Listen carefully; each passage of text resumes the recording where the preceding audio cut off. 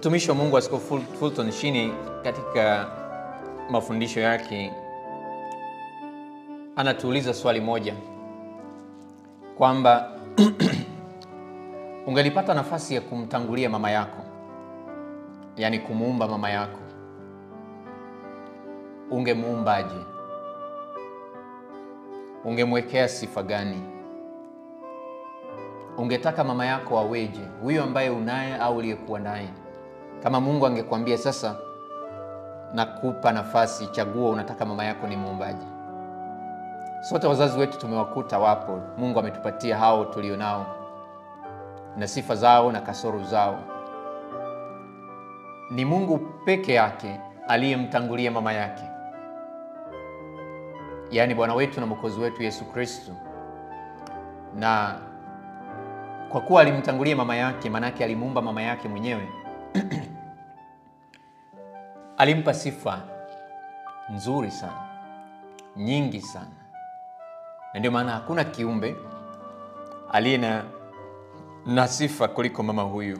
Kama tunavyosali katika salamu hii ya malaika, amebarikiwa kuliko wanawake wote. Na hivyo leo tunasherehekea mojawapo ya birthday zenye umuhimu mkubwa sana katika historia ya dunia.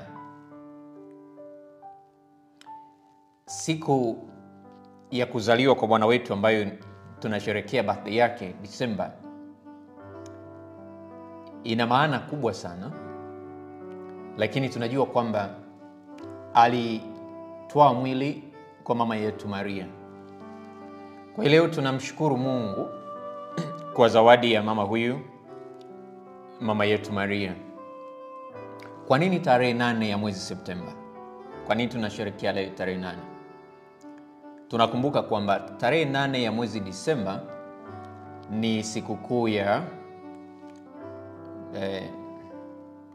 Bikira Maria mkingiwa dhambi ya asili, kwamba Mungu alimwandaa tangu awali akamkingia dhambi ya asili akiwa tumboni mwa mama yake. Na ni miezi 9 tangu tarehe hiyo 8 ya mwezi Disemba kanisa linaweka kumbukumbu hii ya kuzaliwa kwake Maria.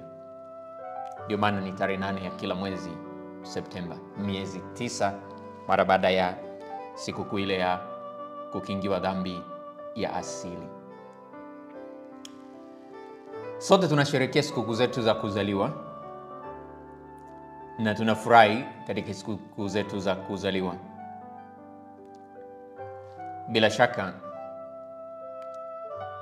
Maria mama yetu,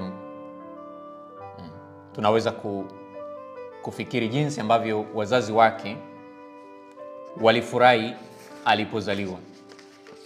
Kama mnavyofahamu, katika kanisa tunachota mafundisho yetu katika maandiko matakatifu, katika mafundisho ya kanisa, yani magisterium, na mapokeo ya kanisa.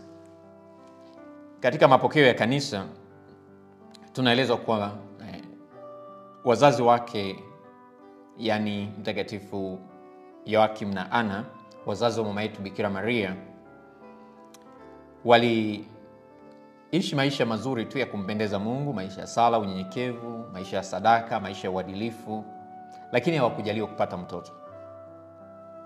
Walikaa muda mrefu sana wakimwomba Mungu zawadi ya mtoto.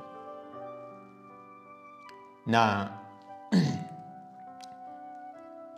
mwishowe tunaambiwa katika matokeo ya mwenye heri Catherine Emmerich, ambaye anatueleza matokeo ya mama yetu Bikira Maria, kwamba malaika alikuja kwa mama wa Maria, yani Mtakatifu Ana, na kumjulisha kuwa naye vile vile atapata mtoto, lakini huyu mtoto atakuwa wa pekee na jina lake ataitwa Maria. Mama yake Maria, yani Mtakatifu Ana, alifurahi sana kwa ujumbe huu na maono haya, na kuona kwamba Mungu amejibu maombi yake ya muda mrefu ya kumwomba Mungu zawadi ya mtoto. Na yeye aliahidi kabisa kwamba mtoto huyu atamtolea kwa Mungu na tangu utoto wake Maria baada ya kuzaliwa alikaa hekaluni kwa muda. Kwa hiyo Maria alileta furaha kwanza kabisa kwa wazazi wake ambao walipata faraja ya kumpata binti mtoto huyu wa kike mara baada ya sala zao kwa muda mrefu sana ambao walimwomba Mungu zawadi ya mtoto. Lakini wakati wa kuzaliwa Maria ilikuwa ni furaha kubwa mbinguni kati ya malaika wote. Maria hata akiwa mdogo kabisa alielewa kwamba na kutambua kwamba yeye ni mtoto wa pekee. Malezi yake yalikuwa malezi bora, malezi alielewa kwenye familia ya upendo. Wazazi wake, familia yake, tunaelezwa katika matokeo yao walifurahi na walisherehekea kwa sifa na shangwe wakimshukuru Mungu kwa kuleta mtoto. Huyu mtoto ambaye anashiriki kwa dhati na kwa ukaribu zaidi nafasi hiyo ya ukombozi mwenza. Kwa hiyo leo tunapomtazama mama yetu Bikira Maria na tunapomshangilia Mungu kwa zawadi ya mama, kama ambavyo Mungu alikuja kwetu kwa tumbo la mama yetu Maria, hatuwezi kwenda kwake kwa njia nyingine yoyote isipokuwa vile vile kupitia Maria. Ndio maana mnaona katika group letu tumechukua msemo huo wa Mtakatifu Louis Montfort, kwa Yesu kupitia Maria. Tunaenda kwa Yesu kupitia Maria. Labda wakati mwingine watu watakuambia, kwa nini usiende kwa Yesu moja kwa moja? Kwa nini upitie kwa Maria? Jibu ni moja tu. Chagua wewe kwenda kwa Yesu moja kwa moja, nami nichague kupitia kwa Maria. Alafu tuone nani atafika haraka. Maria ni shortcut. Ni njia nyepesi ya kwenda kwa Mungu, ya kumsogelea Mungu. Kwa sababu ndani mwake kuna mvuto wa ajabu unaotuvuta zaidi kwa Mungu. Na hivyo leo katika sikukuu hii ya mama yetu mpendwa, turudie maneno ya Padre Maximilian Kolbe mtakatifu anayetuambia tusiogope kumpenda Maria, kwa kuwa hatuwezi kumpenda tukamzidi Yesu alivyompenda.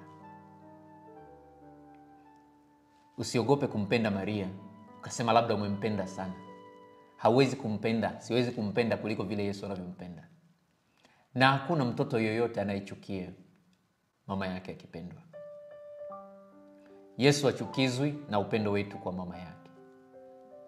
Zaidi anafurahi tunavyomheshimu mamaye, kwa kuwa mamaye alimheshimu yeye kwa kupokea wito wa kuwa mama wa Mungu. Na leo tutaangalia fadhila takriban 10 za mama yetu Bikira Maria. Tumshukuru Mungu. Ni kama tungelielewa thamani Mungu aliyotupatia zawadi ya huyu mama Maria katika maisha yetu, hakika tusingelisumbuka.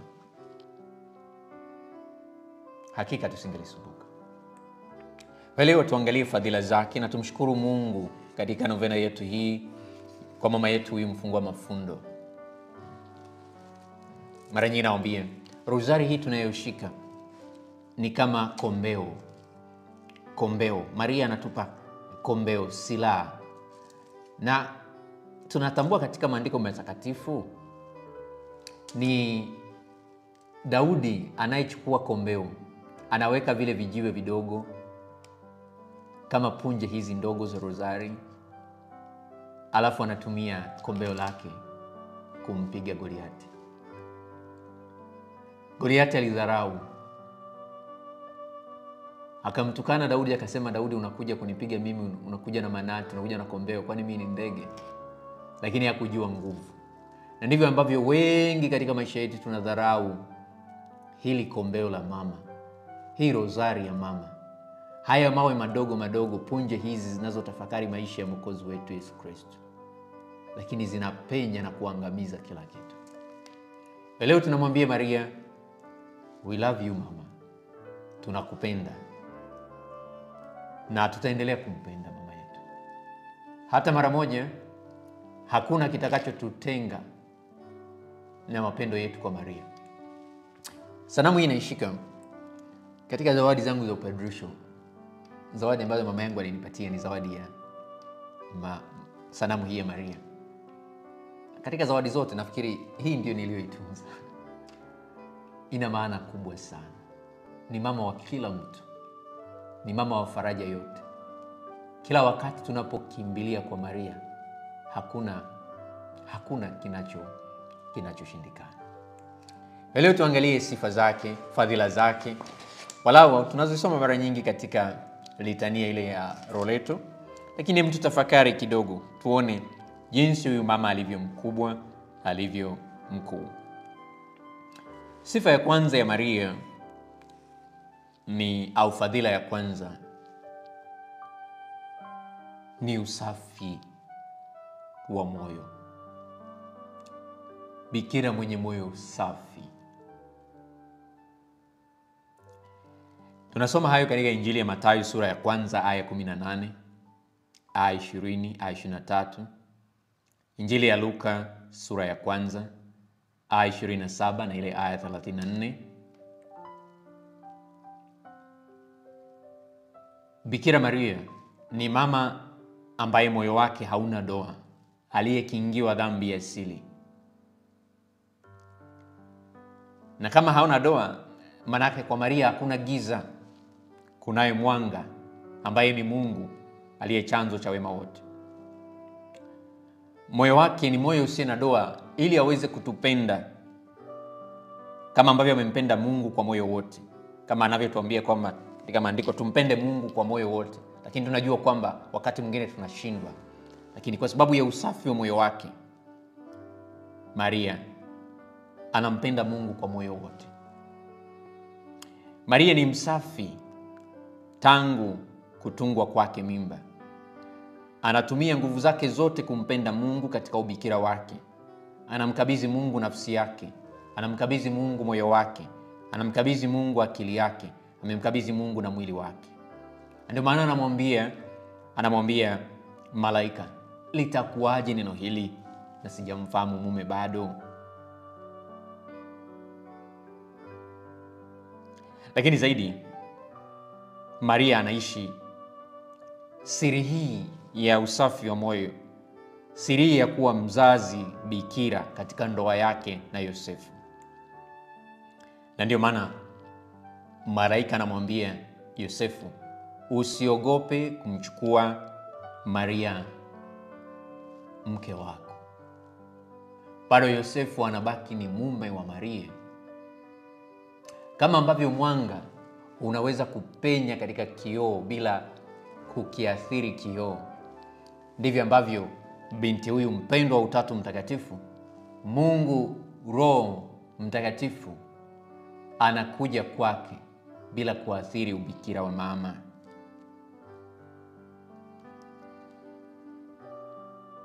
Na hivyo katika sifa hii Maria anabeba sifa hiyo ya usafi kamili.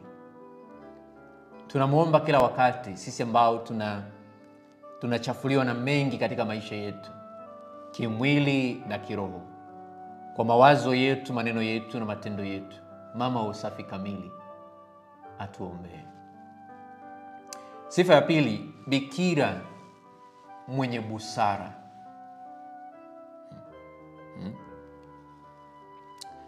Tunasoma hayo katika Injili ya Luka sura ya 2 aya ya 19 na ile aya ya 51. Kanisa linatuambia kwamba busara inawezesha akili ya vitendo kutambua mema yetu halisi katika kila hali na kuchagua njia sahihi na kuyafikia, katika kisimu nambari 1806. Busara inaongoza wema wote na inapaswa kuongoza dhamiri na matendo yetu. Inajumuisha utabiri na kumbukumbu ya matukio ya zamani. Hizi sifa zote za busara zinapatikana kwa Maria. Anapoambiwa na malaika kuhusiana na kwamba awe mama wa Mungu, Maria anatafakari. Maria anauliza, anaonesha kwamba anatoa majibu mara baada ya kutafakari. Anazingatia Hii ni busara yake. Anaonesha utulivu, anaonesha maisha ya tafakari na kuzingatia mambo kwa umakini zaidi. Tunamwomba Maria katika sifa hiyo atusaidie kuwa watu wenye busara. Fadhila nyingine ya Maria ambayo fadhila nzuri inayopamba moyo wake ni fadhila ya unyenyekevu. Tunaelewa kabisa kwamba fadhila hiyo unyenyekevu tunaisoma katika Injili ya Luka sura ya 1:48. Kosa la wazazi wetu wa kwanza, manake Maria ni Eva mpya, ni Hawa mpya, ni mama mpya. Anabadilisha yale yaliyotendeka katika bustani ya Edeni. Maria mama yetu anakwenda kinyume na yule Eva wa Agano la Kale. Anayekosa utii kwa Mungu, Maria anakuwa mtii kwa Mungu. Eva aliyekosa unyenyekevu, Maria anakuwa mnyenyekevu kwa Mungu. Unyenyekevu ni nguvu. Unyenyekevu ni furaha. Unyenyekevu unakupa mbawa za kupaa zaidi, kwa sababu unyenyekevu unategemea ukweli wa hali yetu ya kibinadamu. Na Mungu anapenda fadhila hii kwetu. Unyenyekevu unasema hatuna chochote tunachomiliki, ni Mungu anayetupatia. Na hivyo tunapokea kila kitu kwa shukrani kwa Mungu, kama tunavyofanya sasa katika novena yetu. Maria anasema katika utenzi huu ambao tunausali sasa mwishoni mwa rozari yetu hii kwa hizi siku za kushukuru, anasema mimi ni mjakazi wa Bwana. Amewakuza wanyonge, anajiona mnyonge. Hemu umepambwa namna hii. Umepambwa namna hii katika sifa nyingi hivi, lakini huyu mama bado anaonesha ule unyenyekevu wake. Ungelikuwa wewe ni mama, umepewa sifa zote hizi. Sisi wa mama tunajijua. Nyie mama, kwamba una sifa zote hizi. Wewe ni mama wa Mungu, lakini mama anasema bado anatambua unyonge wake. Kwamba mimi ni mjakazi wa Bwana, iwe kwangu ilivyonena. Mwenye nguvu amenitendea makuu, na jina lake ni takatifu. Sio yeye mwenye nguvu, Mungu mwenye nguvu, unyenyekevu wake. Kwa hiyo Maria aliishi maisha ya unyenyekevu. Na zaidi kwa sababu mbingu ilikuwa kwake, ilishuka kwake. Hakuna kiumbe chochote ambacho Mungu Baba, Mungu Mwana, Mungu Roho Mtakatifu ndani yake ni ukamilifu, uvuvio wote wa Mungu ndani mwa mama huyu. Sanduku hili la agano, mlango wa mbingu, ni Maria mama yetu. Na ndio maana Elizabeti anasema vizuri pale, alijazwa Roho Mtakatifu. Maneno ya Elizabeti, maneno ya Roho Mtakatifu, nasema we mama umebarikiwa kuliko wanawake wote. Jibu lake hilo, mimi ni mjakazi wa Bwana. Mimi ni mjakazi wa Bwana, na iwe kwangu kama ulivyonena. Namshukuru Mungu kwa bahati leo tuna padri katika rosari yetu. Padri Alfred karibu, yuko katika upande huo wa comment, nimemwona naye anatushirikisha katika sikukuu hii. Ni rafiki yangu, karibu sana. Basi tunamshukuru Mungu kwa unyenyekevu wake. Unasababisha furaha kubwa na unatufundisha tabia ya Yesu. Ambaye Yesu anasema nini? Anasema jifunzeni kwangu kwa kuwa mimi ni mpole na mnyenyekevu wa moyo. Fadhila hiyo ambayo Yesu anasema tujifunze kwake, hasa na sisi tunajifunza kwa Maria mama yetu. Unyenyekevu wake, upole wake, busara yake. Yesu akutuomba tujifunze vitu vingi sana kwake. Jifunzeni kwangu nini? Unyenyekevu. Unyenyekevu. Na katika fadhila ambayo ni muhimu kwenye maisha, nisema watakatifu huko mbinguni wameenda kwa vipaji mbalimbali, kama Mtakatifu Carlo wa jana yule, Mtakatifu Pio George Fasati na watakatifu wengine, kwa fadhila mbalimbali, lakini wote wamebeba fadhila moja ambayo pasipo hiyo hakuna mtu anaweza kuwa mbinguni. Fadhila ya unyenyekevu. Walikuwa unyenyekevu. Kwa mama huyu anatufundisha unyenyekevu. na ni kwa sababu unyenyekevu wake ndio anatuletea furaha kubwa katika ulimwengu. Asante mama kwa unyenyekevu wako. Tufundishe na sisi tuige walau kwa kidogo tunachoweza fadhila hiyo ya unyenyekevu. Fadhila nyingine ya mama yetu Maria, kabla sijaingia fadhila nyingine. Bikira Maria tumesema unyenyekevu mwingine wa Maria unaonesha kwa jinsi alivyoishi. Aliishi maisha ya unyenyekevu. Unaweza kuimagine kwamba wewe una Mungu, anaweza kufanya kila kitu hapo. Mama Maria angeweza kusema chochote na Bwana wetu na Mwokozi wetu angemfanyia mama yake. Na huenda kuna miujiza mingi ambayo haikuandikwa katika maandiko matakatifu, ilifanyika nyumbani kwa Maria. Hamna mtu ambaye anajua yaliyofanyika kwake. Na ndio maana unaona hata katika harusi ya Kana, Maria anakuwa yuko very assured. Anasema lolote atakalowaambia fanyeni. I know my son, namjua mtoto wangu, atakalowaambia fanyeni. Ni peke yake anayejua. Labda kuna mengi ambayo yalitendeka katika maisha yao, lakini unyenyekevu wake na neno lake hilo la mwisho linalosikika hapo, lolote atakalowaambia fanyeni. Anaishi maisha ya ukimya, maisha ya hidden life, maisha ya kificho, maisha ya kusema anasema sharti mimi nipungue yeye aonekane zaidi. Wanapomwona Yesu anavyoenenda, wanamwambia nini Yesu katika Injili? Wanasema heri tumbo lilokuzaa na maziwa ulionyonya. Ikiwa wale waliomwona Yesu wanamsifu mama yake, wanasema huyu mama, tunataka tumjue huyu mama wa huyu kijana tunayemwona huku anahubiri, huyu mama yake ni nani? Yesu anasema heri wale wanaoitii sauti ya Mungu, wanaosikia neno la Mungu na kulitii. Ni kama anawaambia kwamba mama yangu amekuwa mama kwanza kwa kuisikia neno la Mungu,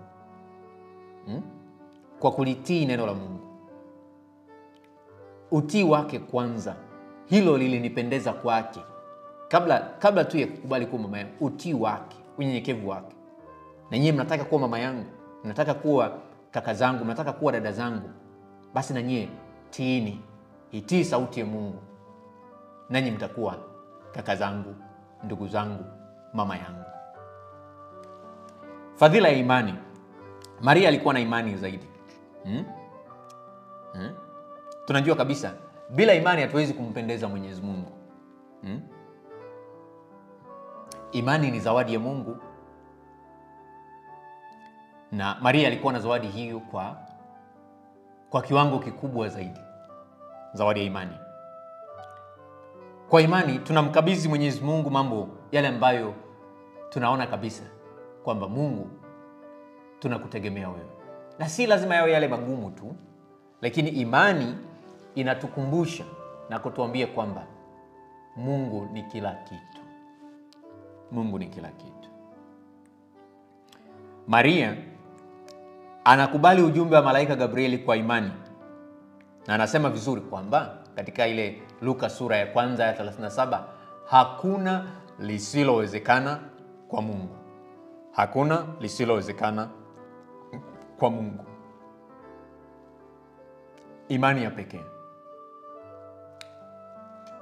Tunaweza kusema pamoja na mapendeleo haya, lakini Mungu aliruhusu mama huyu aishi fadhila ya imani kama ambavyo wanadamu tunapaswa kuishi fadhila hiyo ya imani. Aliweza kuyaona na kuyajua tu yale aliyopaswa kuyajua. Mengine ilikuwa kama fumbo kwake, kwa sababu alikuwa anaishi na fumbo, na Mungu ni fumbo.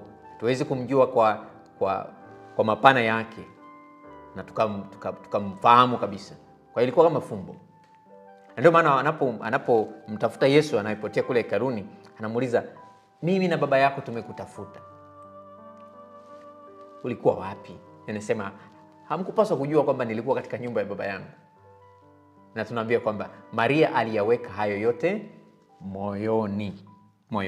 Ni mama aliishi kwa imani. Kwa hiyo pale tunapopungukiwa imani, tumuombe Maria mama yetu. Ndio maana unaona katika kila rozari takatifu tunamwomba mama huyu atuombee, tuongezewe fadhila hizi za imani, matumaini na mapendo, kwa sababu alikuwa nazo kwa upekee wa juu kabisa. Maria mama yetu, fadhila nyingine ambayo anayo ni fadhila fadhila ya usikivu. Nasema usikivu au utii. Maria mtii. Injili ya Luka sura ya kwanza 38 na sura ya pili ile aya ya 21. Maria mtii. Mtii. Utii kwa Mungu ni njia ya furaha. Mara nyingi tunaona kama utii ni kitu cha kubeza. Tunatamani kufanya nasema do it your own way, vile unavyofikiri, fanya unavyoweza. Kizazi ambacho kina hiyo nasema freedom ambayo ni unlimited. Uwe tu hivi, usitii. Lakini Maria anatii kwa Mungu. Yesu anasema chakula changu ni kuyatii mapenzi ya Baba yangu. Maria alikuwa mkamilifu katika utii wa moyo na kufuata maagizo ya Mungu na watu kwa ajili ya Mungu. Maria alikuwa ni mtu wa ibada, mtu wa ibada. Katika historia hiyo tunasikia jinsi wazazi wake walivyokuwa watu wa ibada. Kwa hiyo alimfundisha tangu mdogo, alikuwa ni mtu wa ibada. Tunaona jinsi ambavyo alihudhuria ibada mbalimbali katika hekalu na kushiriki kutoa sadaka zake kwa Mungu. Kwa hiyo Maria, kwa kumfuata Maria, fadhila hiyo inatufundisha tuwe watu wa ibada. Fadhila hiyo kuwa devout, kuwa mtu wa ibada. Kushiriki maombi, kushiriki sala, kushiriki sakramenti, ibada ya Ekaristi. Maria ana fadhila hiyo. Anatukumbusha hilo. Kila tunapomtazama Maria, tunaona mtu ambaye alikuwa wa sala, mama wa sala, mama wa sala. Sifa ya sala. Na kweli hamna kitu kinachoharibu familia vile vile kama kukutana na mama ambaye hasali. Familia ambayo haina mama wa maombi anaweza kusimama katika nafasi hiyo. Hivyo muombe Maria. Ikiwa ni baba huko hapa unasikiliza, muombe Maria, mjalie mke wako nafasi hiyo au moyo huu, moyo wa ibada, moyo wa ibada. Fadhila nyingine ya Maria, Injili ya Luka sura ya 2 aya 7. Fadhila ya umaskini. Maandiko yanasema heri maskini wa roho. Fadhila hii inatuelekeza Maria alitosheka na kuridhika na hali yake ambayo Mungu aliruhusu awe nayo katika ulimwengu huu. Maria aliishi maisha ya unyenyekevu, akithamini zaidi hazina za kiroho, hazina aliyopewa na Mungu, hazina ya Yesu mwana wake. Na mara nyingi nikitafakari fadhila hii ya Maria mama yetu, natazama ile tukio la wao kumpeleka Yesu hekaluni. Ni Mungu anayestahili kila kitu. Lakini mama huyu huenda labda angetamani kama wengine wanavyofanya kufanya kitu kikubwa zaidi, lakini kile alichokuwa nacho ndicho alichokwenda nacho hekaluni. Njiwa wawili aliishi fadhila hiyo ya kuridhika na kutosheka. Na katika kizazi chetu tunamuomba Mungu atupe fadhila hiyo, fadhila ya kuridhika na kutosheka. Kila wakati tusijione tu watu tuliopungukiwa, bali tuone tayari tuna mengi ambayo Mungu ametupa. Tusiishi maisha ya huzuni kwa sababu tumekosa kile au na kile. Tumtazame Maria, aliishi maisha ya furaha na kuridhika vile ambavyo Mungu alimpatia. Je, una huzuni kwa sababu nimepungukiwa kitu fulani? Kimekufanya uishi maisha yanayo kufanya uwe mnyonge? Tazame Maria. Ombe Maria, niombee nitengeneze zaidi yale ya milele. Nifurahi zaidi ninapopata matunda ya Roho. Nifanye zaidi nimshukuru Mungu ninapopokea mambo ya kiroho. Sala, sakramenti, ninapoungama na kusamehewa dhambi zangu. Nipokee zawadi hizo za kiroho kwa furaha kubwa. Maria ni mvumilivu. Ni mvumilivu. Tarehe 15 tutazungumza uvumilivu wake vizuri tunapotafakari mateso yake. kwa sababu anapokubali kumpokea Yesu, anampokea Yesu akijua kwamba kama vile ambavyo Yesu ni mkombozi na yeye anashiriki kwa ukaribu zaidi mkombozi, Maria anajua kabisa nimepokea vile vile msalaba, nitapaswa kuvumilia. Tangu kuzaliwa kwa Yesu, Maria anaonesha uvumilivu wake. Anakubali kuondoka nyumbani kwake. Usiku wa manane anaamshwa na Yosefu, anakwenda kuishi nchi ya uhamishoni kule Misri, akimkimbia Herode. Ni maisha ya uvumilivu. Anakwenda nchi ambayo si ya kwake, mahali ambapo hakuzoea kabisa, labda hata kujiandaa na mtoto mchanga. Mungu amwepushi na hicho, anamwacha aishi fadhila hiyo ya uvumilivu. Ndio maana ili uone kabisa, wakati mwingine tunaweza kusema Maria si kwa sababu amepewa neema hizi amekingiwa, lakini Mungu aliacha aoneshe upendo wake kweli wa dhati. Na ndio maana aliruhusu apitie maisha ya kawaida kabisa. Nisema kama tu tungesema tu amekingwa tu, hakupewa nafasi ya kutumia utashi wake, uhuru wake. Alitumia uhuru wake vizuri kwa Mungu, alikubali kuvumilia. Ndio maana tunasema hizi ni fadhila za kwake Maria. Uvumilivu ni uwezo wa kuvumilia majaribu na mateso ya maisha. Alitumia uvumilivu huu kuishi mpango wa Mungu kila siku hadi mwisho. Maria anatufundisha fadhila nyingine, ni mama wa msamaha na upendo. Mama wa msamaha.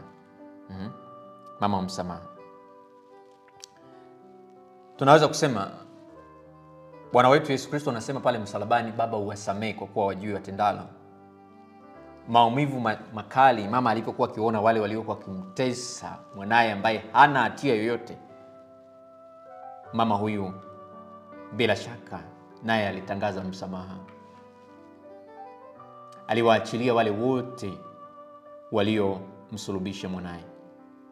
Na ndio maana kazi yake kubwa katika ulimwengu huu tunamuomba ni mama anayetuombea toba. Kila wakati anatuombea msamaha.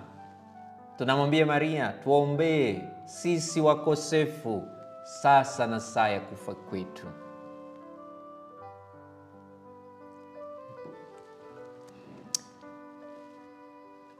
Tunasikia katika masimulizi kwamba kule mbinguni Yesu anasema mbona kuna watu huku mbinguni ambao hatujui wamefikaje? Anamuuliza Petro.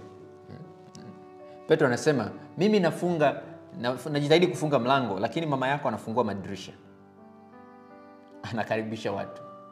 Sema ni mama anayetuombea toba, ni mama anayetuombea msamaha. Na ndio maana hamna anayemkimbilia Maria atapotea. Hakuna anayejikabidhi kwa Maria atakayepotea. Haruhusu mtoto wake apotee. Kwa hiyo tumkimbilie katika fadhila hii. Ni mama wa msamaha, ni mama wa huruma, ni mama wa upendo. Kwa hiyo kupitia mfano wake huo tunajifunza vile vile kushiriki mateso ya wengine na kuwa na huruma kwa watu wote. Fadhila ya mwisho ambayo tunamuomba Maria katika zama zetu hizi. Maria anatusaidia katika mapambano yetu dhidi ya yule adui mwovu. Kila tunapoitazama sanamu ya Maria imebeba Injili ya Mwanzo katika kitabu cha Mwanzo sura ya 3 ya 15, nasema Yesu anatangaza mara baada ya anguko la wazazi wetu wa kwanza, anasema hivi kwamba uzao wa mwanamke, Mwanzo 3:15, uzao wa mwanamke utakiponda kichwa chako, nawe utamkanyaga kisigino. Ndio maana unaona katika kila sanamu ya Maria amechorwa amemkanyaga nyoka, amemkanyaga yule mwovu. Najua Mungu ana good sense of humor. Nasema yule adui ambaye alifikiri kwamba ameshinda, ana nguvu kuliko yote. Amepewa mwanamke ampige. Sasa wanaume tunajua hamna kitu kibaya kama au kinachoaibisha kama kuambia umepigwa na mwanamke. Sasa shetani anapigwa na mwanamke, na si mwanamke mwingine, mwanamke wa nguvu, Maria. Ndio maana katika wale wanaofanya ibada zile za kupunga mapepo wanasema Maria akitokea the devil anafly, anakimbia. Ikiwa tunasumbuliwa na nguvu za yule adui mwovu, tumkimbilie Maria mama yetu. Tumkumbatie Maria. Mwambie Maria, mama yangu, niokoe, nisaidie. Kwa ni Maria ambaye anatusaidia katika mapambano, hasa mapambano na nguvu nyingi za giza katika ulimwengu huu. Tuna kila sababu ya kumshukuru Mungu, ya kumshukuru Maria mama yetu kwa kupokea neno la Mungu, kumpokea Mwenyezi Mungu, kutupenda upeo katika matokeo mbalimbali ya mama yetu Bikira Maria kule Fatima, Kibeo Rwanda, Lourdes kule Ufaransa, matokeo yote ya Maria. Sio kuhusu yeye, ni namna ya sisi tutakavyofika mbinguni, tutakavyokutana na Yesu mama yetu. Kwa hiyo kwetu sisi wa Kristo, Maria ni ufunguo. Hakuna Mkristo yoyote ambaye anaweza kuishi bila kuwa na mahusiano na huyu mama. Hatuwezi kusema sisi ni Wakristo kama hatumpendi na hatumwenzi Maria mama yetu. Kanisa linasema huyu ni mama wa kanisa. Ni kanisa ni mama anayelisaidia kanisa linalosafiri. Na ndio maana tangu mwanzo kitabu kile cha Matendo ya Mitume, Maria anakuwa na kanisa lile la mwanzo, akisali pamoja nao, akiwaimarisha. Na labda mengi nimesema katika maandiko matakatifu yajaandikwa. Hivi mnafikiri mara baada ya Yesu kufufuka, mtu wa kwanza alimtokea ni nani? Maandiko matakatifu yanatuambia ni Maria Magdalena na wale wanawake. Lakini mwanamke wa kwanza aliyemtokea kabla wote ni mama yake, wala si mwingine.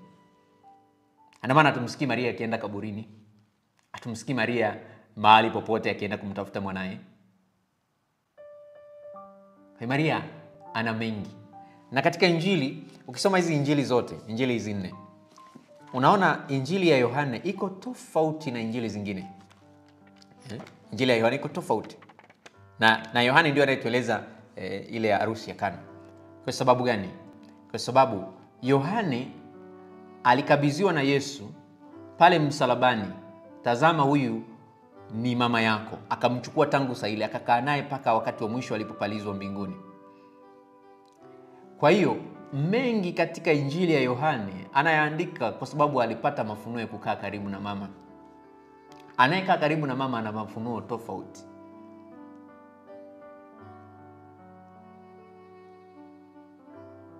Kwa hiyo wapendwa, itoshe. Siwezi kueleza sifa za huyu mama, siwezi kusema zaidi, lakini inatosha kuambia kwamba ni siku njema sana ya kwetu katika kanisa. Ni siku njema maisha yetu kama Wakristo. Msichoke kumkimbilia mama. Usihangaike ukakimbia huku na kule, unaanza kutafuta sala. Ukiondoa ibada takatifu ya misa, sala ya kanisa, sala nyingine inayofuata bora ni ibada ya Rozari takatifu. Ibada ya Rozari takatifu. Kwa sababu hii Rozari ni nini? Tunamtafakari Yesu kwa jicho la mama yetu Maria. Tunamwambia Maria, wewe ulikaa na Yesu, unamjua zaidi kuliko sisi. Alikuwa ni mtoto wako. Ulimuogesha, ulimnyonyesha, labda alianguka ukamtia moyo akasimama, na mengi katika utoto wake. Kumbuka huyu mama amekaa na Yesu miaka 30. Miaka 30. Yesu amefanya utume miaka 3 tu. Sasa utaniambiaje wewe unayesema kwa miaka 3 tu unayeona matendo ya Yesu kuliko huyu mama aliishi naye maisha yaliyofichika miaka 30? Nani anamjua zaidi? Ni wewe uliyesoma maandiko leo unasema unamjua zaidi, unamjua Mungu kuliko huyu mama aliyekaa naye kwa miaka 30, aliyempokea. Acha hizo wewe. Ili wale ambao wanakwenda mbali wanaombeza Maria, hapana. Hapana. Hata siku moja usiogope. Usiogope kumtetea Maria mama yetu. Usiogope kumpenda. Nimesema uweze kumpenda kama Yesu alivyompenda. Hatutaweza. Watakatifu wote ni malkia watakatifu wote. Malkia wa malaika, malkia wa mababu, malkia wa mitume, malkia wa mashahidi, malkia wa ungama. Huyu kiumbe amevikwa fadhila zote. Hakuna anayedumu katika kusali rozari na akabaki katika hali hiyo hiyo. Hakuna anayedumu kusali rozari akabaki katika hali hiyo hiyo, hali ambayo ni mbaya. Mawili yanaweza kutokea: au utaacha kusali rozari ukumbatie dhambi yako, au utaendelea kusali rozari na uiache dhambi yako. Dumu imara. Maria mama yetu, tunampenda na tunamshukuru Mungu kwa zawadi ya mama huyu. Karibu tumwambie Mungu asante kwa zawadi ya mama yetu Maria. Tumsifu Yesu Kristo.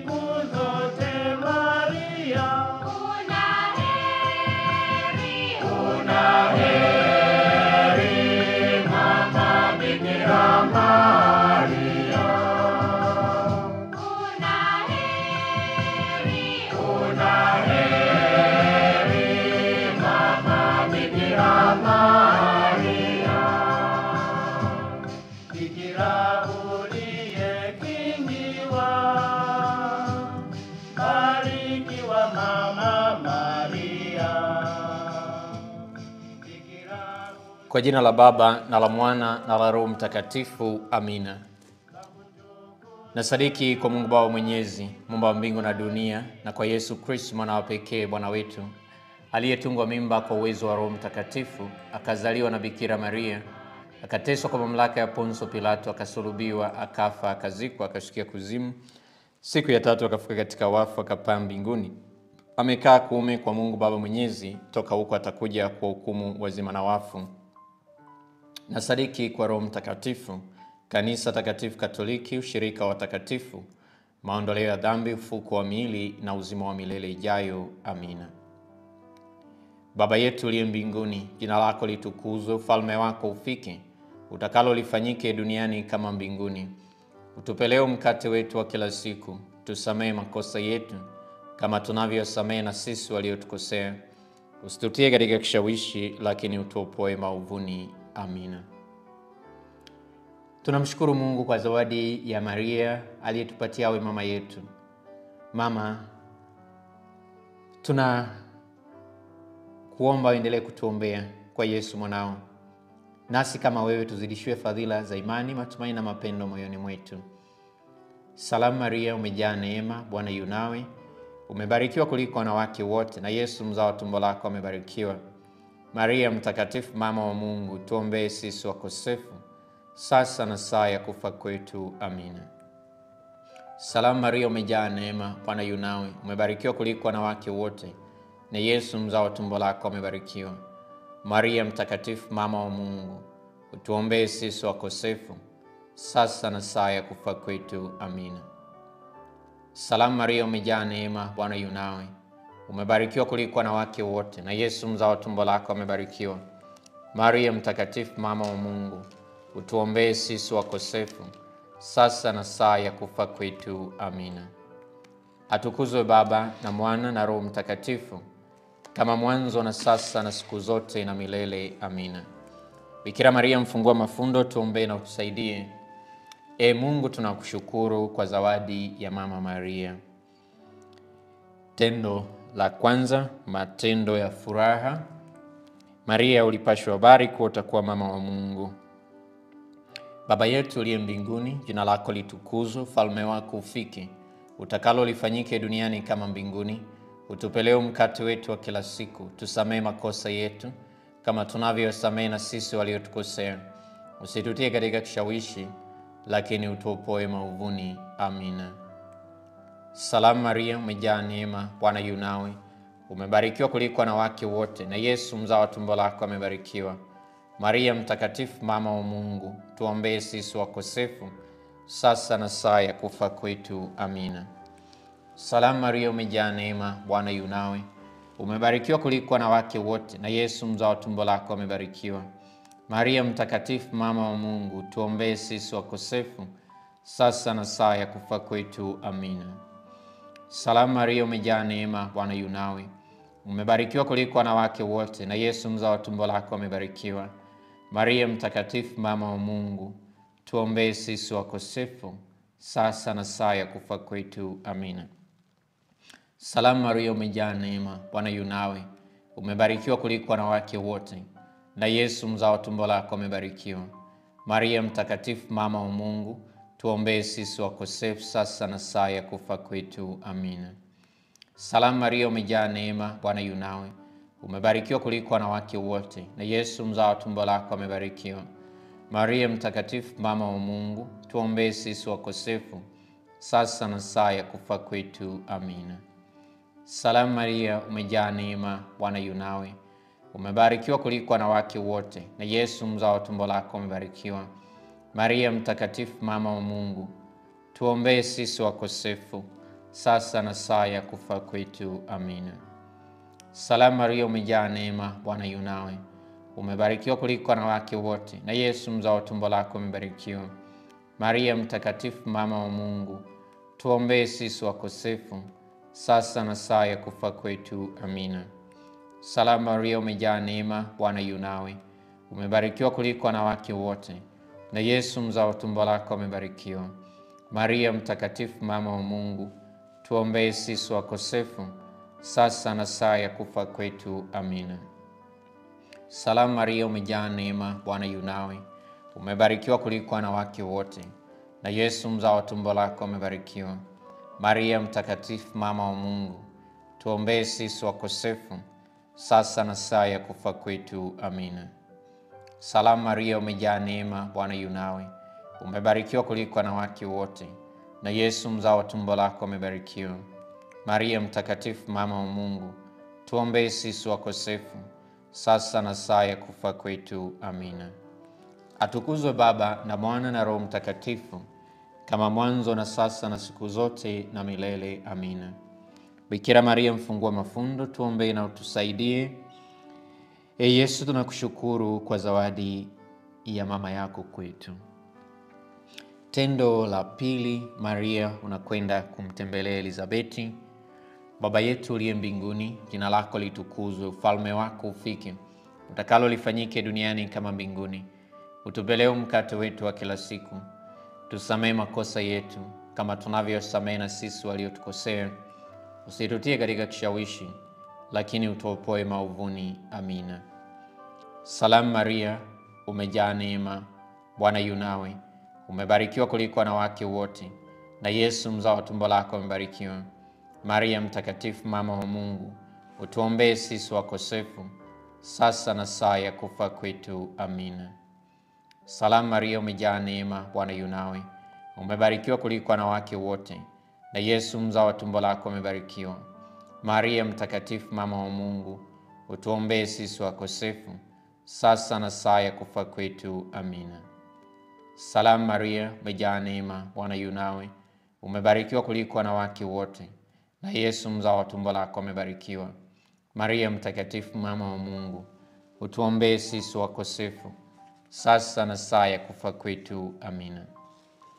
Salamu Maria, umejaa neema, Bwana yu nawe, umebarikiwa kuliko wanawake wote, na Yesu mzao wa tumbo lako umebarikiwa. Maria mtakatifu, mama wa Mungu, utuombee sisi wakosefu, sasa na saa ya kufa kwetu. Amina. Salamu Maria, umejaa neema, Bwana yu nawe, umebarikiwa kuliko wanawake wote, na Yesu mzao wa tumbo lako umebarikiwa. Maria mtakatifu, mama wa Mungu, utuombee sisi wakosefu, sasa na saa ya kufa kwetu. Amina. Salamu Maria, umejaa neema, Bwana yu nawe, umebarikiwa kuliko wanawake wote, na Yesu mzao wa tumbo lako umebarikiwa. Maria mtakatifu, mama wa Mungu, utuombee sisi wakosefu, sasa na saa ya kufa kwetu. Amina. Salamu Maria, umejaa neema, Bwana yu nawe, umebarikiwa kuliko wanawake wote, na Yesu mzao wa tumbo lako amebarikiwa. Maria mtakatifu, mama wa Mungu, utuombee sisi wakosefu, sasa na saa ya kufa kwetu. Amina. Salamu Maria, umejaa neema, Bwana yu nawe, umebarikiwa kuliko wanawake wote, na Yesu mzao wa tumbo lako amebarikiwa. Maria mtakatifu, mama wa Mungu, tuombee sisi wakosefu, sasa na saa ya kufa kwetu. Amina. Salamu Maria, umejaa neema, Bwana yu nawe, umebarikiwa kuliko wanawake wote, na Yesu mzao wa tumbo lako amebarikiwa. Maria mtakatifu, mama wa Mungu, tuombee sisi wakosefu, sasa na saa ya kufa kwetu. Amina.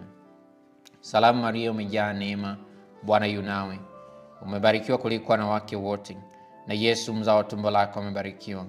Maria mtakatifu, mama wa Mungu, utuombee sisi wakosefu, sasa na saa ya kufa kwetu. Amina.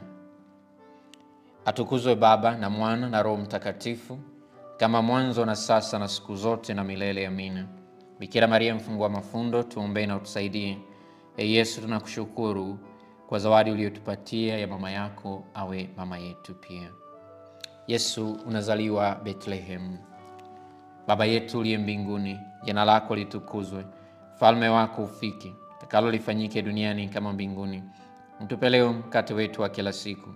Tusamehe makosa yetu kama tunavyosamehe na sisi walipokosea, usitutie katika kishawishi, lakini utuopoe maovuni. Amina.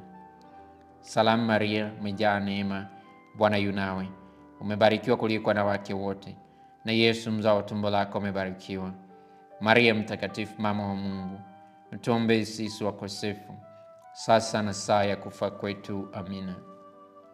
Salamu Maria, umejaa neema, Bwana yu nawe, umebarikiwa kuliko wanawake wote, na Yesu mzao wa tumbo lako umebarikiwa.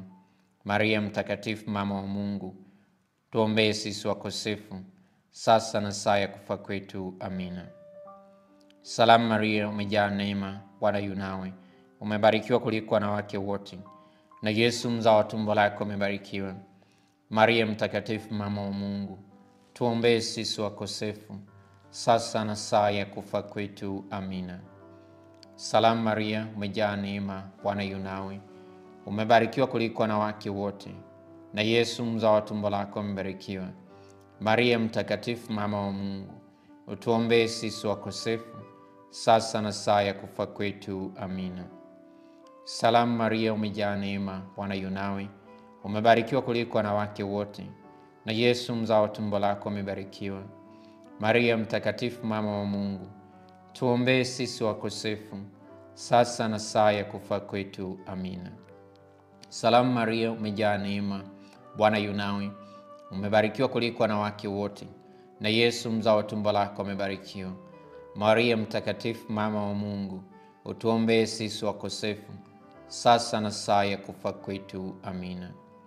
Salamu Maria, umejaa neema, Bwana yu nawe, umebarikiwa kuliko wanawake wote, na Yesu mzao wa tumbo lako umebarikiwa.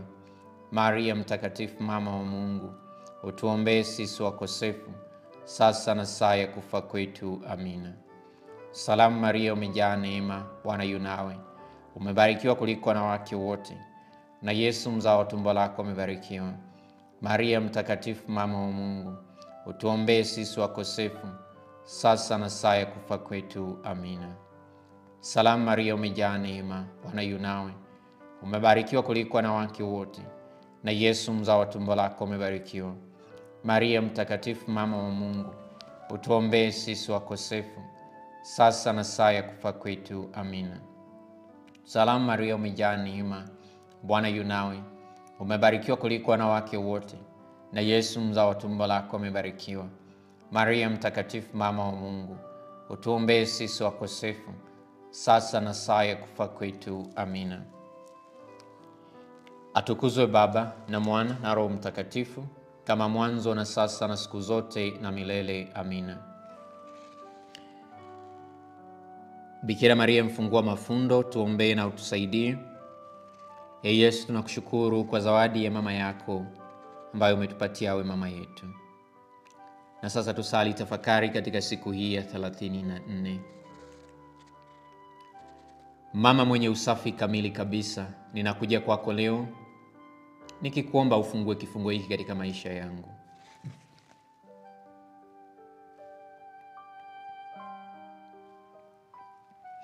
Na kuniweka huru dhidi ya mitego ya dhambi.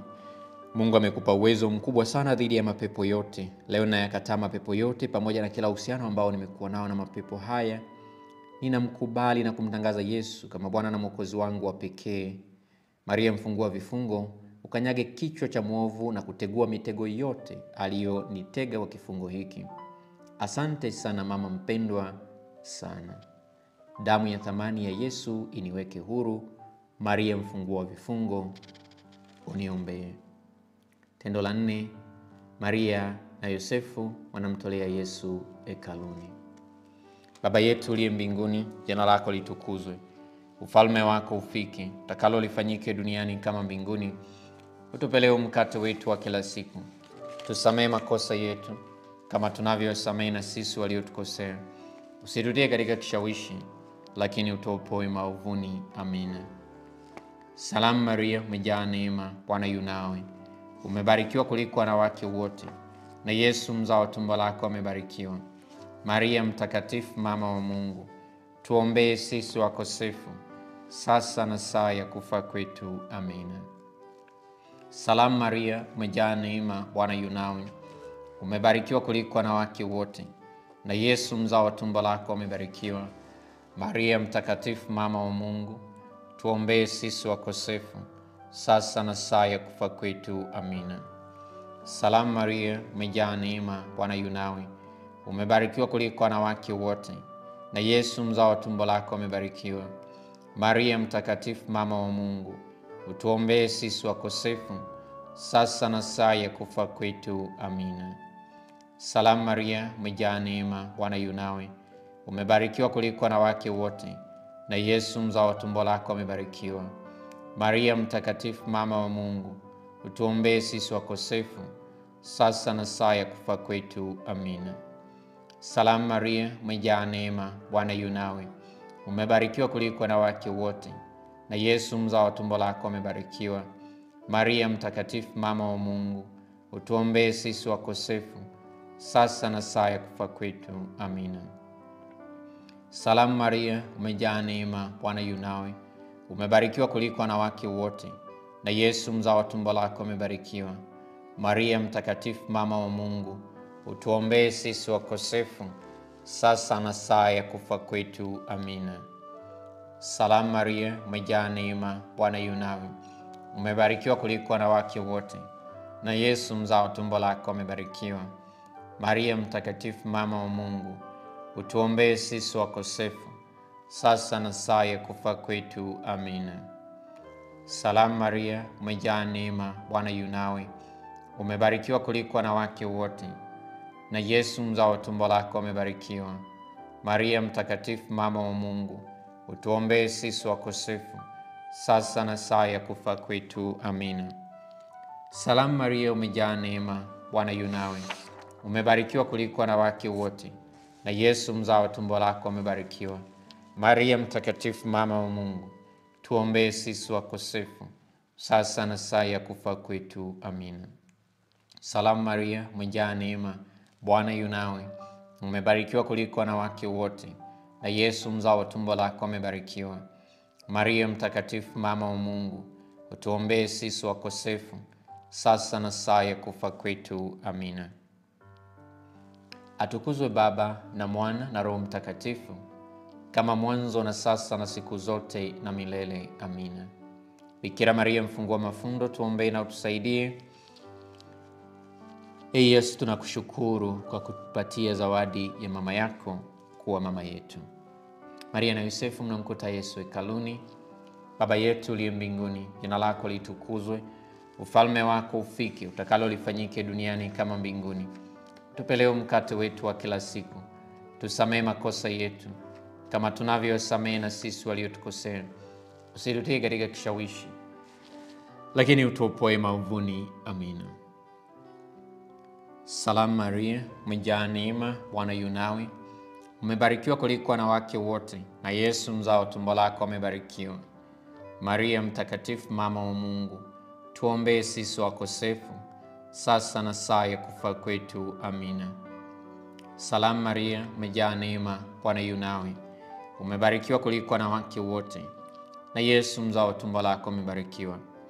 Maria mtakatifu, mama wa Mungu, utuombee sisi wakosefu, sasa na saa ya kufa kwetu. Amina. Salamu Maria, umejaa neema, Bwana yu nawe. Umebarikiwa kuliko wanawake wote, na Yesu mzao tumbo lako amebarikiwa. Maria mtakatifu, mama wa Mungu, utuombee sisi wakosefu, sasa na saa ya kufa kwetu. Amina. Salamu Maria, umejaa neema, Bwana yu nawe.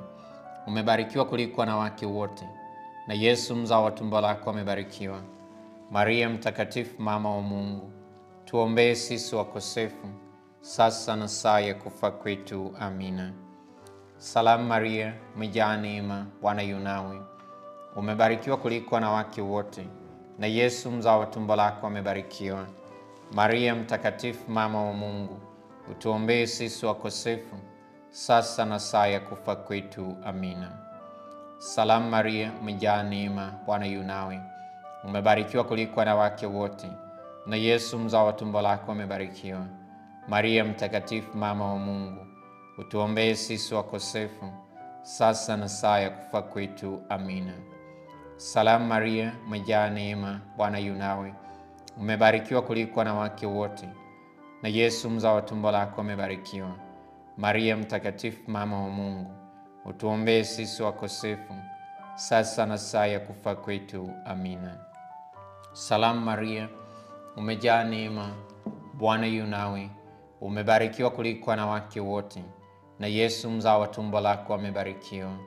Maria mtakatifu, mama wa Mungu, tuombee sisi wakosefu, sasa na saa ya kufa kwetu. Amina. Salamu Maria, umejaa neema, Bwana yu nawe. Umebarikiwa kuliko wanawake wote, na Yesu mzao wa tumbo lako amebarikiwa. Maria mtakatifu, mama wa Mungu, tuombee sisi wakosefu, sasa na saa ya kufa kwetu. Amina. Salamu Maria, umejaa neema, Bwana yu nawe. Umebarikiwa kuliko wanawake wote, na Yesu mzao wa tumbo lako amebarikiwa. Maria mtakatifu, mama wa Mungu, tuombee sisi wakosefu, sasa na saa ya kufa kwetu. Amina.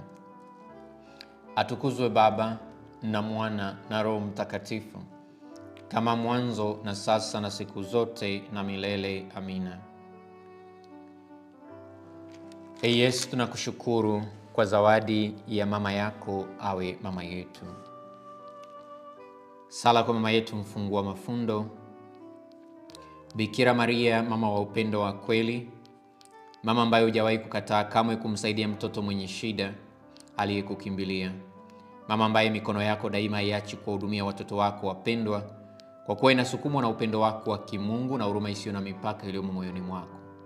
Naomba uniangalie kwa huruma na kuona mnyororo wa vifungo vilivyomo katika maisha yangu.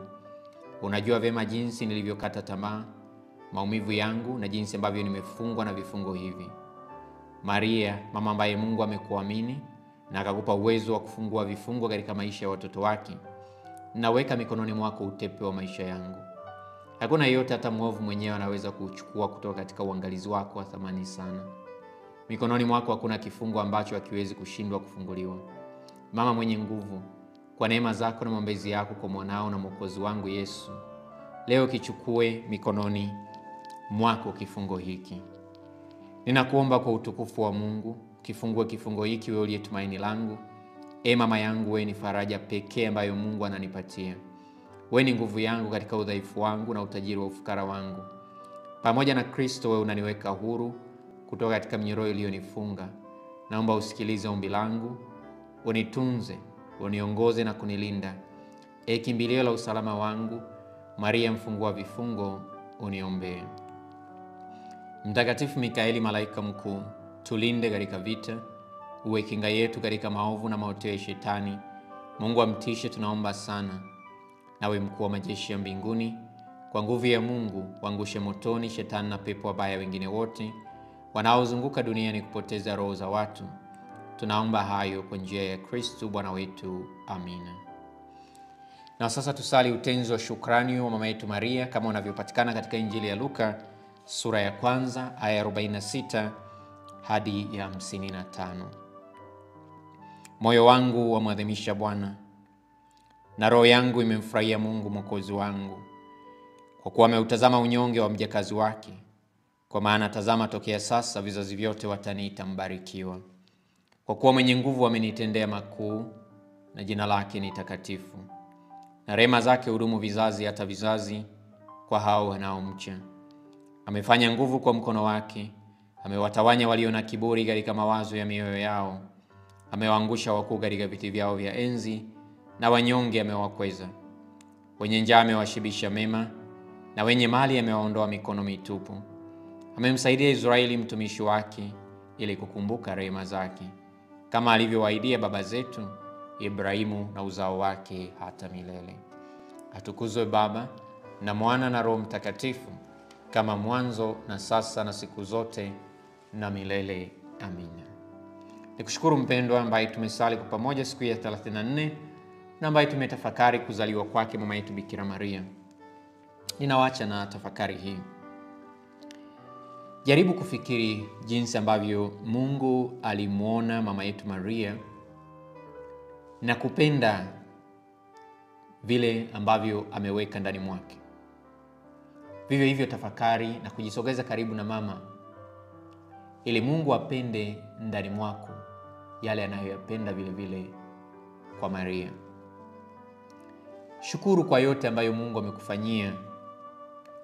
Fanya jitihada za dhati kabisa, macho yako yaone neema nyingi na uweze kufurahia baraka za Mungu katika maisha yako pamoja na Maria. Mwisho, sisi wanadamu tunawapenda sana mama zetu, na hata mara moja tupendi watu waseme vibaya kuhusu mama zetu. Wakati mwingine tunaweza kuingia katika ugomvi kwa sababu tu watu wamesema mabaya kuhusu wazazi wetu walio hai, na hata kama Mungu amewaita. Iweje basi wewe mpendwa wa Mungu usikie mabaya yanayosemwa dhidi ya Maria mama yako na ukae kimya? Usikie matusi na makufuru yanayotajwa dhidi ya Maria, na hata wakati mwingine hutetei, huombi, husali, na hata wakati mwingine wapo Wakristo wanaohudhuria ibada, matamasha, makongamano ya watu wanaomsema vibaya mama yao.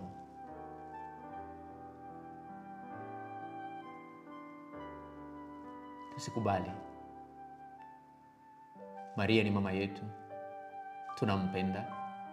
Tutaendelea kumpenda leo, kesho na hata milele, kwa kuwa tunajua kwa kumpenda Maria tutachota fadhila zake, na Yesu atatupenda kama anavyompenda mama yake, na mwisho tutakaribishwa mbinguni.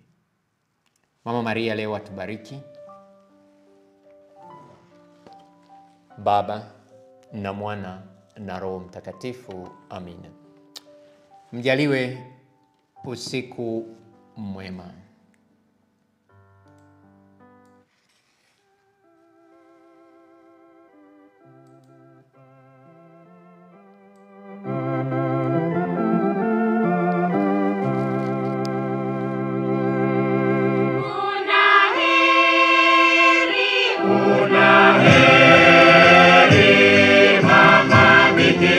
Maria. Una heri Mama Bikira Maria. Mama wa Mwokozi Maria, Mama Bikira mtakatifu, Mama bora mwenye huruma, twakuheshimu siku zote Maria. Una heri Mama Bikira Maria. Una heri Mama Bikira Maria. Bikira uliyekingiwa, barikiwa Mama Maria. Bikira usiye na doa, twakutukuza daima Maria. Una heri Mama Bikira Maria. Una heri Mama Bikira Maria. Uliyebarikiwa sana kuliko wanawake wote, uliyejaa neema nyingi, tunakusifu Mama Yesu.